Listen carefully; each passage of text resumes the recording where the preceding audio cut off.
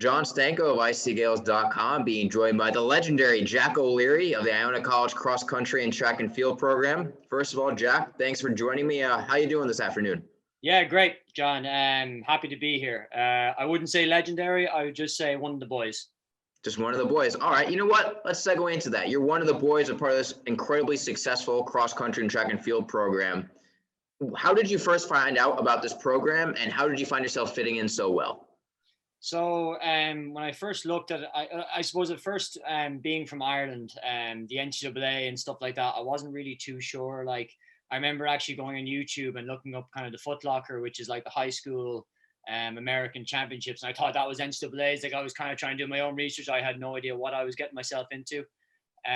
But there's a big Irish connection. I think that goes back to about the 1990s. There's been at least one Irish guy on the Iona cross country men's team every single year. And that's been at least one person. Like I've kind of jumped in with Jake Byrne, who was previously here in kind of 2015, 2016. And then there's actually another Irish guy coming next year from Dublin. So the streak will continue.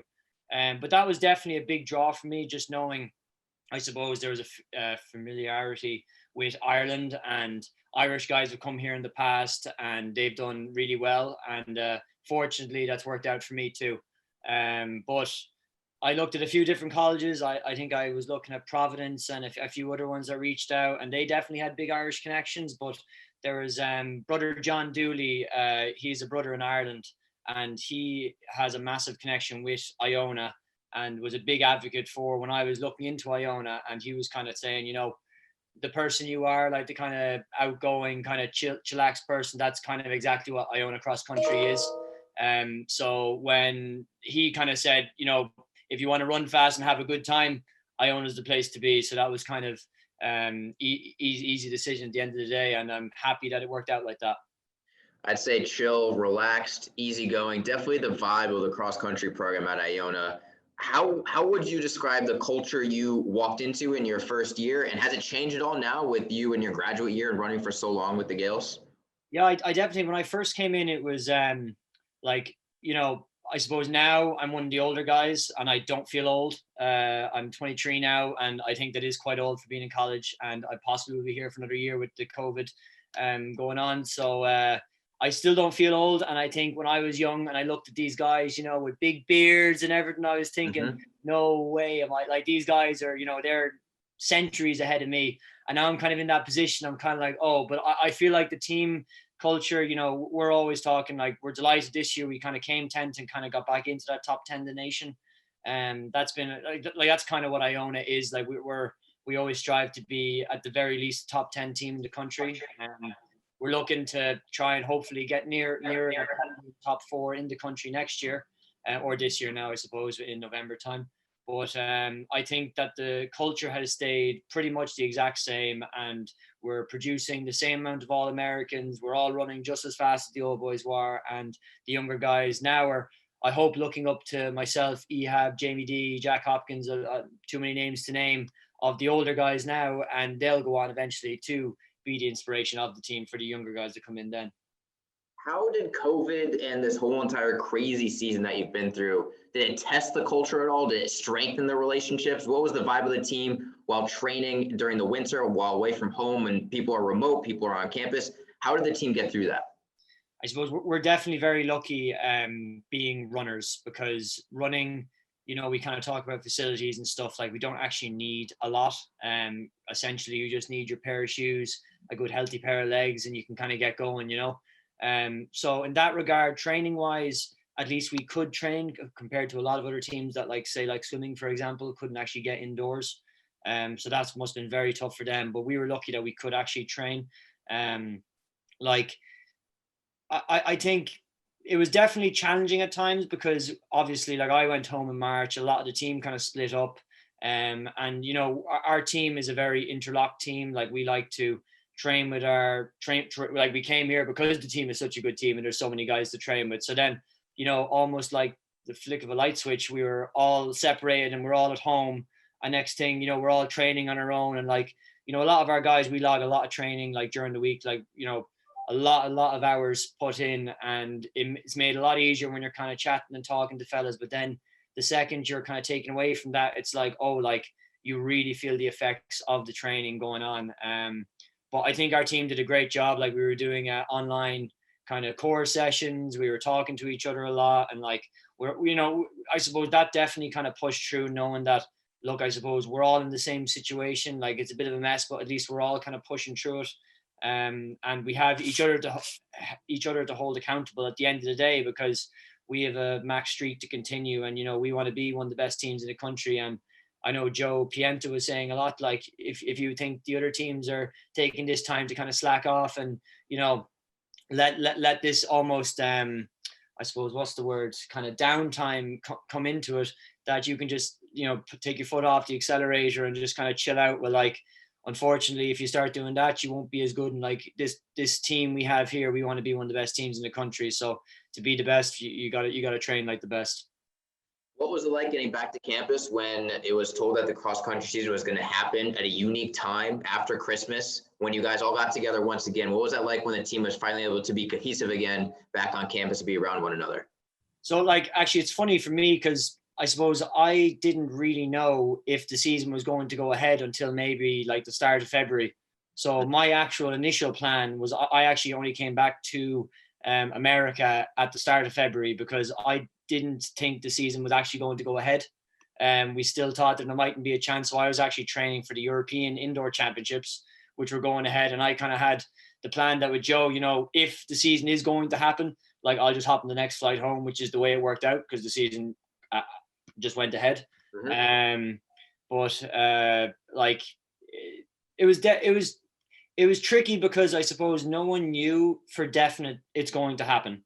That was the hardest part. Like you're kind of getting up in the morning, and like, say if you have a long run, you have a 16-mile long run to do, and when it comes down to energy and effort, and if you're with the lads, like you kind of know you're training for something, and then the second that kind of goal was taken away, it's hard to know what you're actually doing.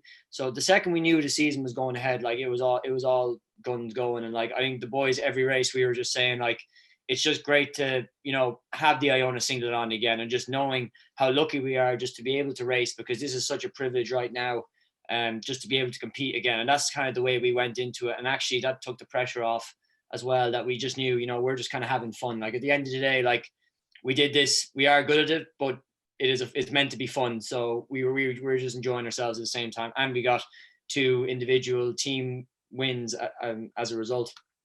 Yeah, I mean, not too shabby. You guys are fairly decent at it, 30 straight MAC championships, 3 decades worth of dominance. You're being very humble there. Yeah, it's crazy. Do you ever reflect and just think the history of the program is now 3 decades worth of dominance, and you are a part of that, also as a most outstanding performer, claiming first place? I mean, do you ever think about that and the history that you're building as part of this program?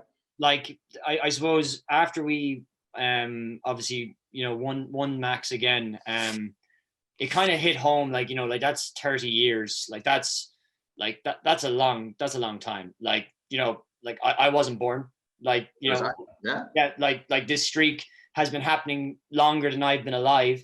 So like it's just that's just weird. Like it's hard to really understand. Like maybe back then did they think this is going to happen for this long? Like it's almost like it blows your mind, like actually how ridiculous it's getting now. But every year we say, like, Max is not, we never take Max for granted. Like every other team, having such dominance, everyone's gunning for us. Like if we slip up in the slightest way, there will be 25 other schools on our ass, to beat us.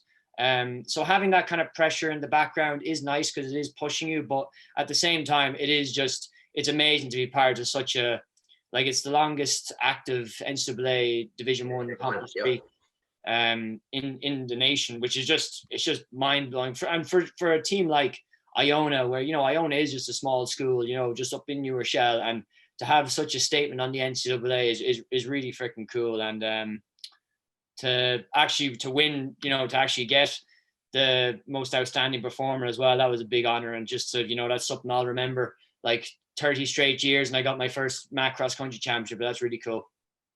I believe back in 2019, you were part of a legendary picture with Ehab. I believe it was you and Ehab with the rock, paper, scissors shoot as you were approaching the finish line. I'm going to put that in this video so people can see it. It's iconic, really. It really is. It really is. How did that come about during the race? So we never like, so normally with MAC championship, we kind of, it's like a seniority thing. We like to give the kind of the big senior, you know, he can take the win and stuff. And I suppose in that race, myself and Ehab were both coming back next year. So it was kind of like Jamie D and stuff, like he is an extra year beyond us. So hopefully he has his legs underneath him and he can get his rock, paper, scissors, shoot right next year. But I suppose between me and Ehab, it was deciding if he won last year, I win this year. If I won last year, he wins this year. But I actually, because I remember doing it was almost a natural thing. We didn't even think about it. Like we just in the race, we're like, who's going to win? Because we don't talk about it before. Like, and then we were like, oh crap, this is happening now. So we just did rock, paper, scissors, shoot. And then like, they actually got the picture out. I can't believe someone actually got the picture, because even this year we were kind of fist bumping and stuff coming in, because like it's just so. And then like even this year when we stopped, like you turn around and you just see like we were 1 through 7 this year, and like we were almost 1 through 10. So like just to see all your teammates, but also your friends just come in behind you, like it's just a very, very cool feeling. With such dominance at MAC championships, do you ever have nerves before a race? I mean, particularly with MAC, you need to hold up the legacy, or with any race in general. Are there nerves for you during a race, before a race, during a race, and how do you handle that?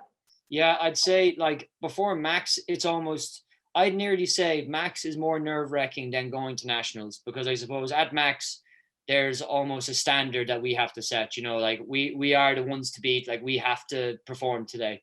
Like, I suppose going to nationals, it's kind of like, this is what we've been training for. Now it's just, let's just go do it. But with Max, there is that added pressure that I need to perform. Today is the day, like this, you know, I need to be flying today.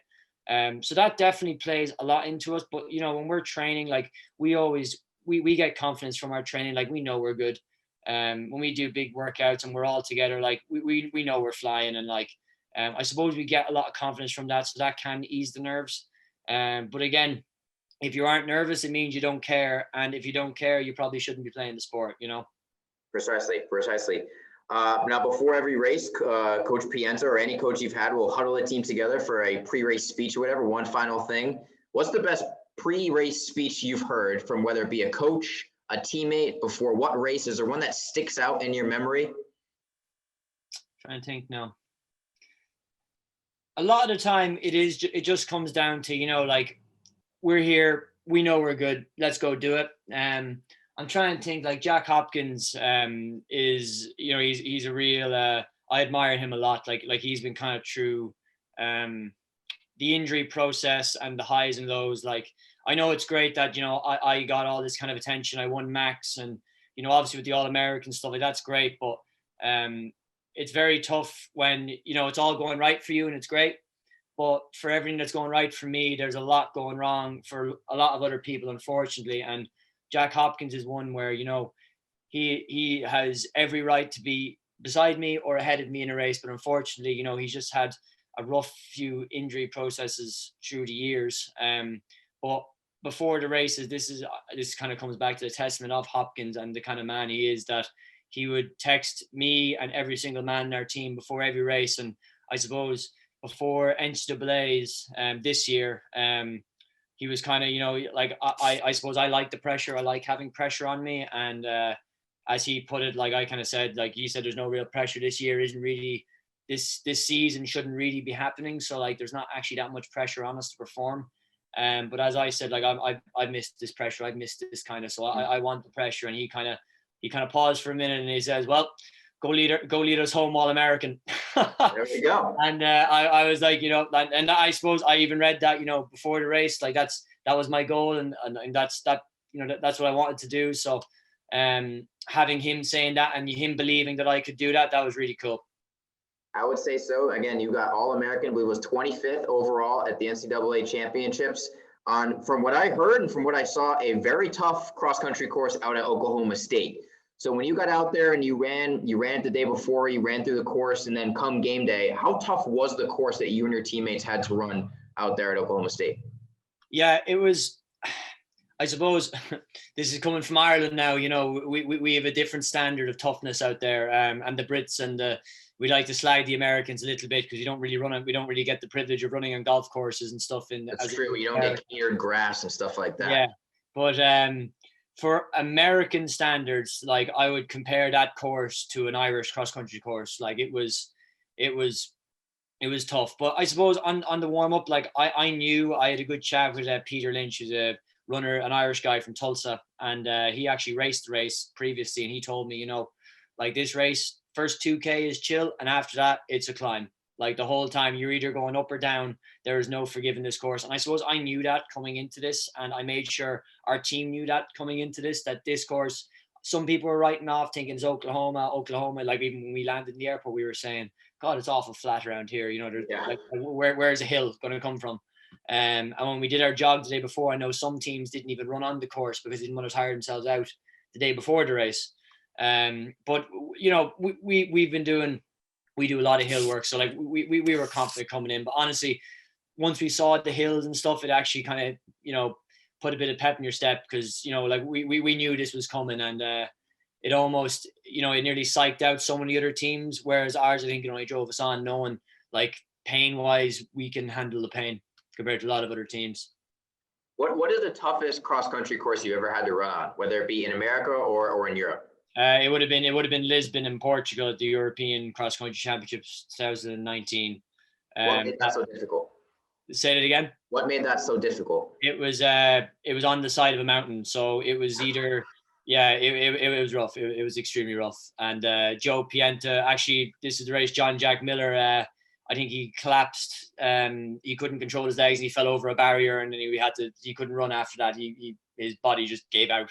And John Jack Miller is a bit of a mountain goat, as we like to call him. So he for him to collapse like that, I think that was one of the toughest courses. But you know what? Like, I honestly think that Oklahoma course, like with the wind, the footing was very nice, but just the first mile we went through, well, I know Ehab was probably close to running 4:10 with the leaders, and then I went through in about 4:20 for the mile, which, a lot of us, that's not very far off our 1 mile PBs, like almost going full sprint from the get-go. And then you have to run, 5 more miles after that first mile, and somehow run up hills and, battle the winds. And like, God, by the end, normally, in cross NCAAs, there's a big sprint at the end, everyone's kind of gunning, and my God, this time there was not a sprint.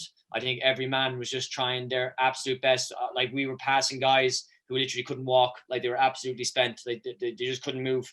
So that was the biggest fear, was just to make sure you aren't one of those guys. When running a cross-country race like that, or in general, what percentage do you think is physical strength and literally having the legs to do it, or the mental strength of battling through the soreness and battling through knowing you have an extra 1,000 meters left to the finish? Like, how do you train the mental aspect as well as the physical? Johannes Moshman was always a great man for this. He always said we have a iconic kind of 1K hill workout. And, when you're kind of in that workout, when you're coming to the last rep, your legs are lead. Like, you are absolutely spent. And like, this is kind of one of our more iconic workouts. So you're absolutely, and then, you have one more rep to do. And he always said, when you feel like this, like that, absolute, your gut is just, you just want to stop. There's nothing else. Everything is telling you to stop. That's what the last 2 kilometers of NCAAs will feel like. So if you can mentally feel that, get used to it, and then go to NCAAs. And when it does come, just know, like, every guy beside you, they're not going to be able to handle that as well as you're handling it. So that's definitely but in terms of, like, I would feel that the training and everything is maybe 40%, but the rest is just mental. Like, it's pure, like, even myself mid-race, like at 5K, the group was kind of making a big push, and mentally I was like, oh man, I don't know if I can make this to the line. Like, I don't know if I can keep this up. But then I just stuck on, and next thing I started feeling good again. Like, the body works in weird ways. It does.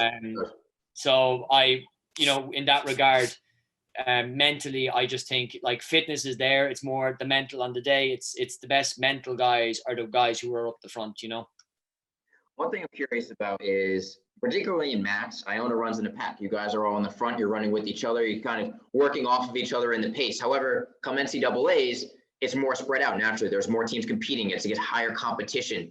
What's the difference for you mentally when you're running in a pack with your teammates in a race? Obviously competitive, you want to run the fastest time, but at NCAAs, you're kind of more by yourself around competitors from other schools. What's the difference mentally when you're running 2 different races like that? Yeah, there's definitely, when you're at max, whether you're in the front, with the pack, or you're just falling off, you have that goal of seeing, you can see the Iona guys right in front of you. So, they're your friend. Like, you might see the guy you train with, and well, I know he's not fitter than me, or I'm not, we should be right beside each other. So that kind of mentally can help you just in a race. Oh, I need to be there. But NCAAs, I almost tell people, don't plan on meeting people out there, because there is so many, like, there's so many people in such a small space that you could see like even me and Ehab, we worked together quite well during NCAAs. Like, I think when I could see him ahead of me, and then once I passed him, he just used me as just some bit of motivation just to keep going. Because, like, as he said, if I wasn't there, maybe he would have fallen back to out of the All-American spots. But just having that little bit of something in front of you just to give you that bit of motivation, because it's very tough when you have, a random guy pass you out and you're dying, there's no affiliation, I suppose, with that person. Whereas if you see a teammate, that really helps. But I suppose at the end of the day, you're competing for your team. If that guy's beating you, you need to beat him. Like, that's going to help the team at the end of the day. And, like, I think our team did a great job with just battling that, because at the end, I don't think many of us wired together. Like, we were all kind of spread out. So we all had to kind of face our own demons and just use guys literally as a number. And you need to beat that guy to help the team. And that's what helped our team do so well at nationals.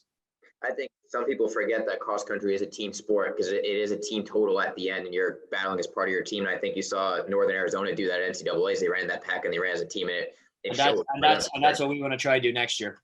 For sure. So what's the future for you at Iona? We'll wrap up with this. Right now, the outdoor track and field season started the last weekend. We started this. I'm not sure what's in the future for you with Iona and your thoughts after Iona. So kind of let you end with this. What do you see down the road for yourself? Yeah, I suppose, like, my whole life, like, once I kind of realized I was kind of good at this running thing, I've always kind of said I want to run the Olympic Games. That's kind of my ultimate goal. Like, once I kind of run in the Olympics, then that'll be almost the running career checked off. Like, I'm happy I've done everything I wanted to do. In terms of Iona, I plan to come back because of COVID. I missed. I have eligibility anyway for a whole extra year every single season, cross country, indoors, outdoors. So cross country wise, I'd like to try. I've every single cross country NCAA championships I've finished better. So I want to try and keep that trajectory going and try and finish in ahead of the top 25 and try and get into that kind of top 10. So that'd be kind of my individual goal. But then obviously with the team, I almost feel like a broken record now, or we all do, talking about this podium, this trophy. And I do think we have a huge chance next year, but I'm not going to put that pressure on us. I think, if we just better our placing from this year, that'd be great. And if we all keep doing what we're doing, we're going to do that. So in that regard, that's my cross country for Iona. But then as I go on outside of Iona, yeah, obviously it's the Olympic Games. And once you can kind of, that's like the pinnacle of our sport, like the Olympics is kind of everything. That's like your Super Bowl or your, that March Madness, I suppose, or anything. That is it. But I'd love to try and give a crack at a few of our national records in the 5K, 10K in Ireland now. Yeah, the American national records are a little a different ball game, but a few Irish national records, that'd be cool. And then honestly, just have fun. Like, at the end of the day, it's a sport, and I did this because I enjoy it. And I don't want to ever lose that part of me that actually enjoys training and competing, and never get so bogged down in, purely on results and times. And at the end of the day, if you give it your all, I'll be very happy. Well, Jack O'Leary, just one of the boys, but those boys are very successful. Thanks for joining us today on icgales.com, and best of luck moving forward. Yeah, thanks, Nico. Thanks very much.